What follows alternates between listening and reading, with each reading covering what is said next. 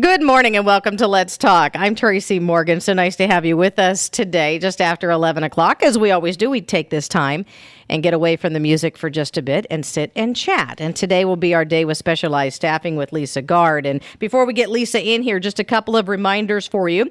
If you like what you hear, you want to hear it again, this will be the podcast of the day.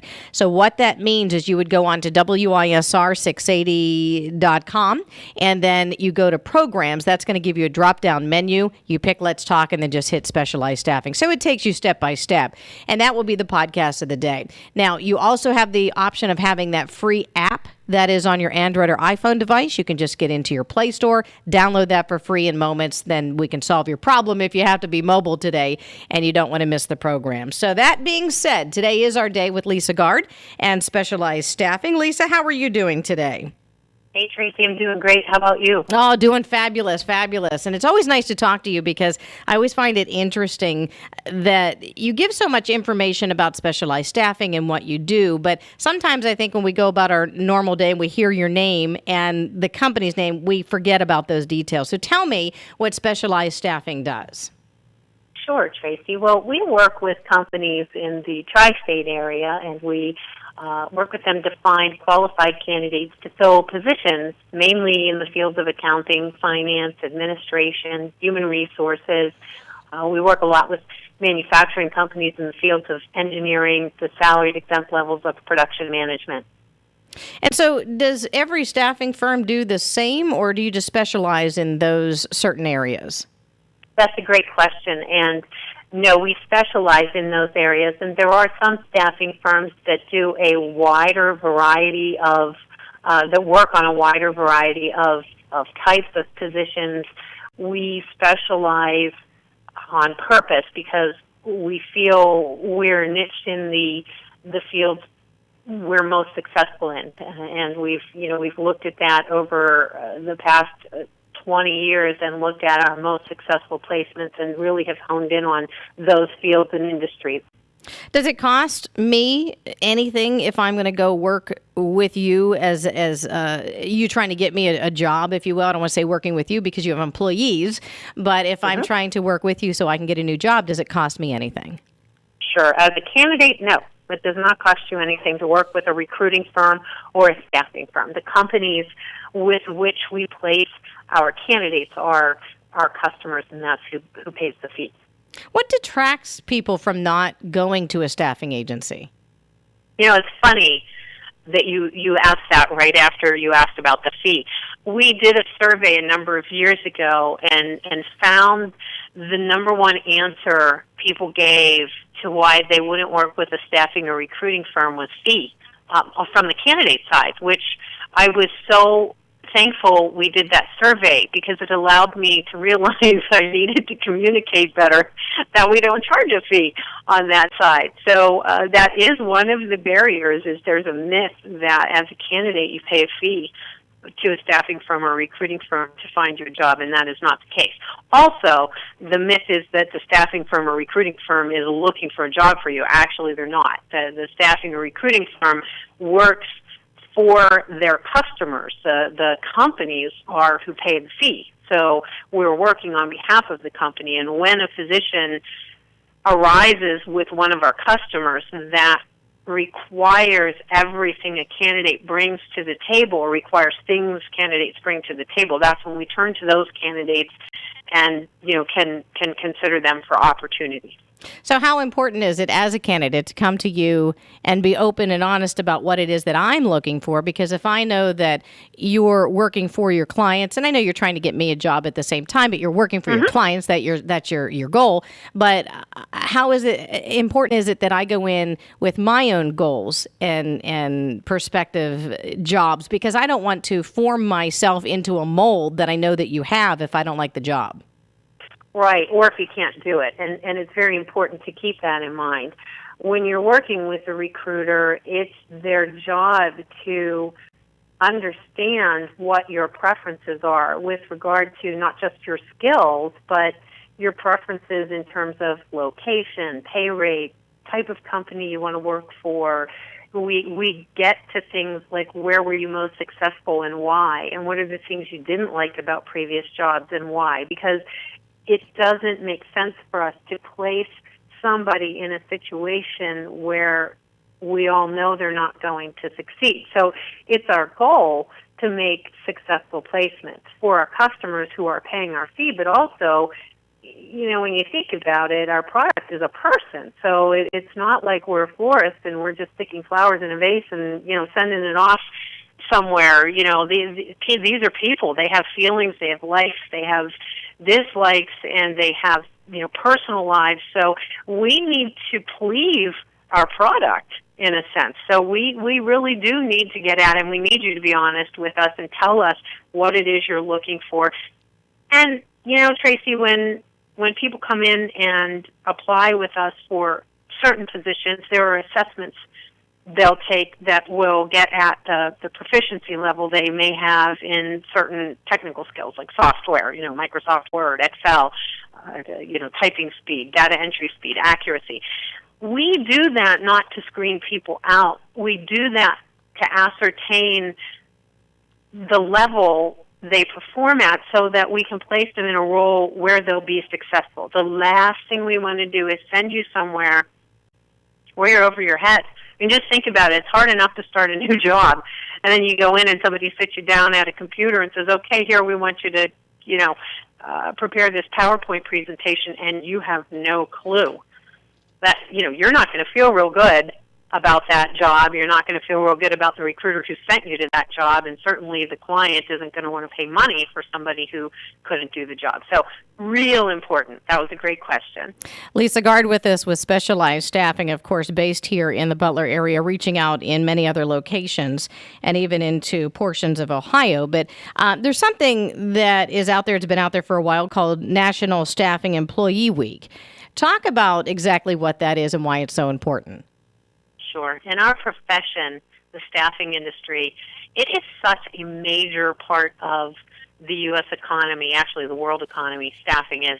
And so for the week of September 12th through the 19th, and this has been going on for years, our industry likes to recognize the people who work in the staffing jobs, in the contract positions. So this is our way of, just kind of recognizing. So National Staffing Employee Week this year is the week of September 12th through the 19th.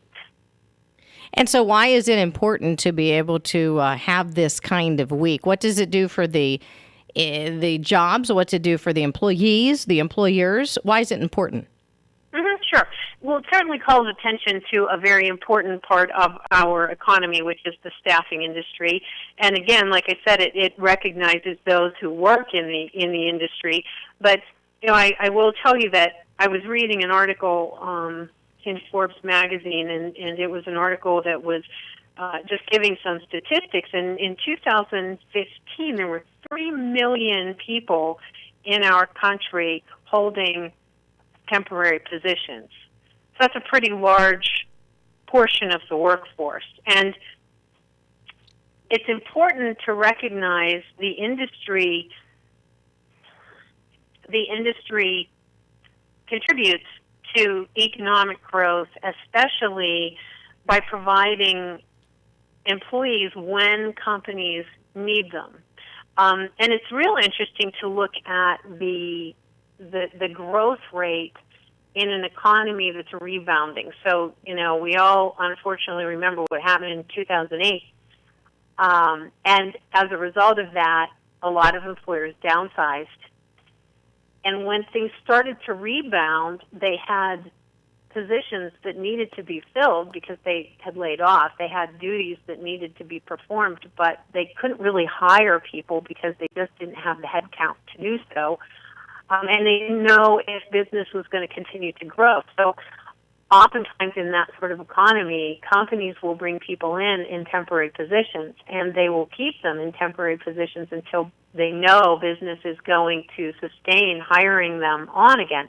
So between 2009 and 2010, when the country was starting to bounce back, there was a 15% growth rate in the staffing industry for that reason. And that's a pretty substantial growth rate.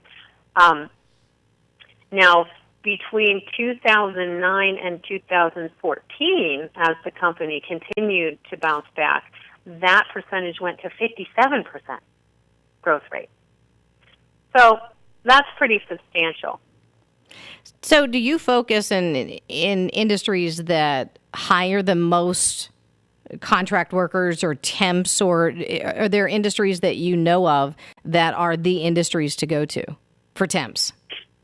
Sure. Well, almost every industry, in some capacity, there are organizations within those industries that do use, temporary staffing, and for various reasons. But, what comes to mind as you're asking me that question are industries that are very susceptible to changes in the economy and also to seasonal changes. So, retail is one that comes to mind. There is a lot of seasonal work in retail, and I know retail is an industry that uses a lot of temporary help because of the seasonal nature of their business. Construction is another industry that is seasonal, and for that reason uses a lot of temporary employees as well. And anything related to manufacturing and energy where there are spikes and lows in business, those types of industries are always finding that temporary staffing is very useful. Since we're talking about temping and, of course, National Staffing Employee Week, when you're talking, what I'm hearing you talk about is the benefit to the company. But could you talk about also the benefit to the person who wants to be the temp? I mean, why do some people do this? And then why do some people not do this? Yeah, it's interesting. We were just talking about this at work. We were talking about how when you first think about it on the surface, you think a lot of people are using temporary jobs as a way to get their foot in the door for a permanent job, which is absolutely true. It's probably one of the number one reasons why people turn to temporary employment, especially when the economy is rebounding. But it is a great way to get your foot in the door with companies. But also, there are some reasons people may not think of. It's a way to try something different. If you decide you might want to target a different type of work, temping is a way to try it out before you obligate yourselves to a position long term. You can certainly, see different companies. You can work in different cultures, and maybe you work in a small company and you'd like to see what it's like to work in a large company, or maybe all of your experience has been with a large company and you'd really like to see what it's like to work in a small company. So it's about trying different things. It's about flexibility. Just as we were talking about how employers like the staffing industry because it provides help when they need it. Same thing from the employee standpoint. It keeps money coming in between jobs. If you find that you're laid off and you don't want those gaps in your resume and you want to keep money coming in, temping is a good way to do that. Also, just gaining experience in a field. Maybe you've been working in one field and you've gotten an education or a little bit of experience and you want to try a different field. This is a good way to gain some experience. Also, just making contacts in general. Whenever you go to a new temporary assignment, you're meeting new people and you're expanding your network. So those are just some reasons. And you mentioned going into a different field, but what about within your own given field? Resources change, technology changes, means of getting a job done, to its completion changes. So couldn't this be a little bit of a source of education for someone just trying to get themselves updated within their own industry? Absolutely. Well, just using your skills, keeping them sharp, gaining experience in new skills, absolutely. So why do some people not temp? Why do they shy away from temping? Well, I think if you're looking for a position that's permanent, obviously temping, has a little bit of a risk to it because it's, there's either a solid end date or oftentimes we get positions from clients that say it's indefinite. And that's a little scary. You don't know if it's going to last for a month, 3 months, 6 months. So that can, it's just the uncertainty of, even just the word temporary says, there's going to be an end to it. So there's a reason if you're looking for permanent work and, you want to hold out for something that is a permanent offer, accepting something temporary may be a little bit scary. So there's one reason. And like I said, another reason is the myth that there's a fee, and there isn't. Now, if you're job temping and you decide to do a couple of temp jobs, does that look like you're job hopping whenever you're ready to get a full-time job? That's a great question. And no, as long as you have it on your resume in such a way that it states that you worked for this temporary firm or even different temporary firms, but that these positions were temporary contract assignments, you can put that right on your resume, and it says that right up front. So when we're talking about National Staffing Employee Week and we're talking about temping at the same time, is it a good idea maybe to just give it a try? Would this, spur some people on that maybe this would be a good thing to try during that week or even after? Sure. Well, and that's one of the reasons National Staffing Employee Week happens. It's to call attention to the industry and to, take advantage of these media opportunities to get the word out both to, potential companies and also to potential employees that this is a great way to land a job. So absolutely. Now, one of the things we're doing as a way to just celebrate Staffing Employee Week is anybody that is working with our firm during that particular week, the 12th or the 19th, we will enter them into a drawing for a $100 gift card. So there's one reason to do it during that week with Specialized. Now, they would have to get the temp job through you, right, in order to be qualified for that? Yeah. Okay. Absolutely. All right. Okay. And so we just come to you and if we're not lucky enough to get a temp job that week, are we out of that qualification? Well, and absolutely keep in mind that the temporary work available is based on what our clients' needs are that week as well. So, absolutely. But it's a great idea. It really is a great idea. Lisa Gard with us. It's a way to have some fun. Yeah, absolutely. Lisa Gard with us with Specialized Staffing, of course, the staffing firm that's based right here in Butler. And Lisa, I always wonder this because when you get into a new job, well, before you get there, you have to do the negotiations. And if you're doing temping and you're already in a job, I would feel like it's harder for me to negotiate getting a full-time job with that company. Is that true or is that false? Do you already have a foot in the door because you're already there and you already have association with these people? Because sometimes I feel like if you're at a job, then what you have is what you have and there's nothing else you're going to get. Yeah, I can see how you may think that. And it kind of goes both ways. So if you are working with an organization and you're temping there and there's an opportunity that surfaces within that organization, you can apply for that opportunity. And, companies have a pay range for positions, and it's predetermined. So you can certainly negotiate, and the offer will likely be within the range they had in mind, regardless of what you're being paid as a temp, especially if you're doing something else. Now, normally when we're working with clients who have permanent openings and they want to fill them by hiring a temporary employee and using that temporary period as kind of a working interview, typically the pay rate as a temp falls within that range as well. If you're temping, you're making what you would make in that position. They don't pay people less because they're temps. So it's not necessarily easier or harder. Normally that range is set from the beginning. The advantage you do have, however, is that you've gotten your foot in the door and you've been there, and it has been basically a working interview. So if you've been showing up for work every day and you've been performing well and you're on time and you're dependable and you're making a good impression, there's where the advantage comes. Lisa, just mention again that great benefit that you're holding with Specialized Staffing in association with National Staffing Employee Week. Oh, yeah, just as a way to have some fun. We normally, when we're celebrating something, we like to have some fun. So we're going to run some contests on our Facebook page where if you're sharing, say, funny stories about temping, or if you're sharing some of our posts, you can get registered to win a $100 gift card, but anybody who is on our payroll and temping during that week will just automatically be entered to win that as well. I want to ask you a little bit more about Specialized Staffing itself, but before we go back to just your company, anything else you want to share with us about National Staffing Employee Week and the effort itself, or even just with Specialized Staffing?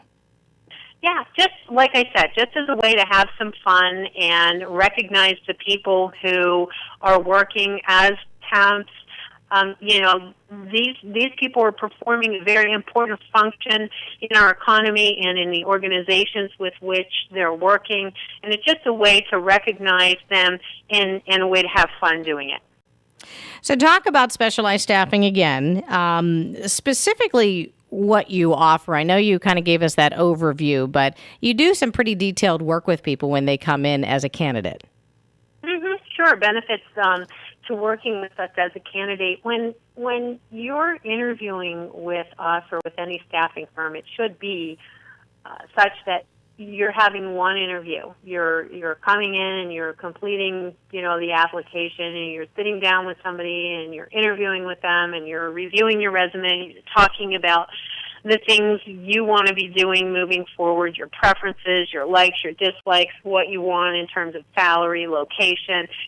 And the nice thing about that is you only have to do that one time, and then you can be called with anything that surfaces that meets your requirements. So you only have to do that one time, one interview, and you can be called for anything that comes in. So that's a benefit. Now, another benefit, through that process, you're working with an advisor who, we talked about how we're not actually out there conducting a job search. However, your advisor can help you with things like making sure your resume is in the most effective format and that the most job relevant information on your resume is upfront and highlighted and going to pop for the type of opportunities you want to be considered. So they can advise you. They're experts at that. They can also help you with your interviewing skills. Interviewing is hard. It's, people are nervous and, it's difficult sometimes to answer questions. So we can help you through that. We can help you be prepared to answer questions in an interview and hopefully try to be a little bit less nervous and just a little bit more confident and have a little bit more of an edge.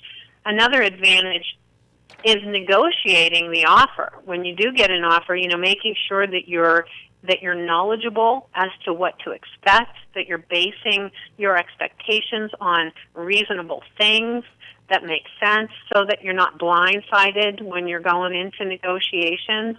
So those are just some of the advantages that we can provide to somebody from the candidate side.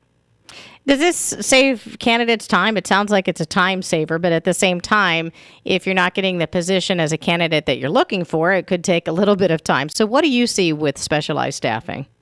Yeah, well, like I said, it's one interview. So it's a time saver in that you interview one time and you may end up being considered for numerous positions. So that's a time saver, especially for, and I mentioned this before, a lot of the candidates we work with are currently working, and they're interested in confidentially evaluating opportunities to make a move for the right opportunity. So, when you're working, you're spending 40 hours a week, or even if you're just part-time, but you're spending a lot of your week at work. So it's not so easy to spend the time to look for a job. So the nice thing is you're being considered for jobs that you may not even know are out there.